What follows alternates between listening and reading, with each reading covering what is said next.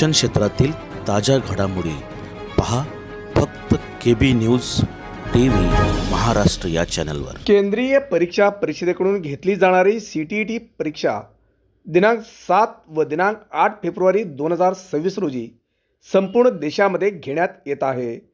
महाराष्ट्र शासनाने महाराष्ट्रातील जिल्हा परिषद व पंचायत समितीच्या निवडणुका 5 फेब्रुवारी ऐवजी 7 फेब्रुवारीला घेण्याचे जाहीर केले आहे।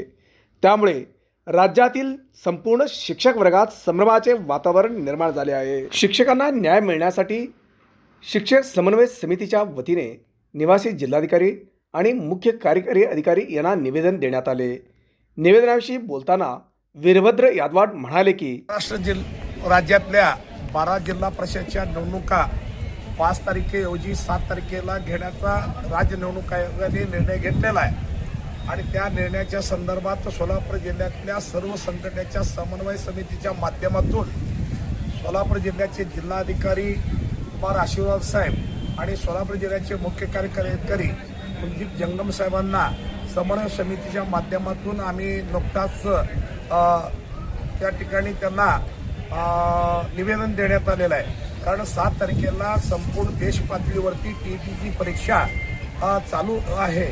त्या TETच्या परीक्षेच्या माध्यमातून आमच्या शिक्षक बांधवांना या दिवशी निवडणुकाचं काम करायचा का TETची परीक्षा द्यायचा हा जीवन मरणाचा प्रश्न उभा असल्या कारणानं आणि ज्यांना 7 तारखेला TETची परीक्षा त्यांची निवडणुकीचे आदेश रद्द करावे। जिल्हाधिकारी आणि मुख्य कार्यकारी अधिकाऱ्यांना TETची परीक्षा 7 तारखेला असल्यामुळे आणि निवडणूक ही पुढे ढकललेली 7 तारखेलाच असल्यामुळे शिक्षकांच्या अतिशय जिव्हाळ्याचा प्रश्न असलेला ही TETची परीक्षा शिक्षक पात्रता परीक्षा त्या दिवशी असल्यामुळे निवडणुकीच्या कामावर काम करताना शिक्षकांना अडचणी निर्माण होणार आहेत। त्या अडचणी निर्माण होऊ नयेत आणि प्रशासनाला निवडणुकीचं काम व्यवस्थित करता यावं यासाठी त्यांनी वेगवेगळ्या डिपार्टमेंटमधल्या लोकांना इलेक्शनच्या निवडणुकीची कामं द्यावीत आणि त्यांच्याकडून कामं घ्यावीत अशा आशयाचं निवेदन आम्ही मुख्य कार्यकारी अधिकारी आणि जिल्हाधिकारी साहेबांना दिलेलं आहे। सदर निवेदनाची दखल घेऊन मुख्य कार्यकारी अधिकारी आणि निवासी जिल्हाधिकारी यांनी निवडणूक प्रशिक्षण स्थळी ज्या शिक्षकांचे CTET परीक्षा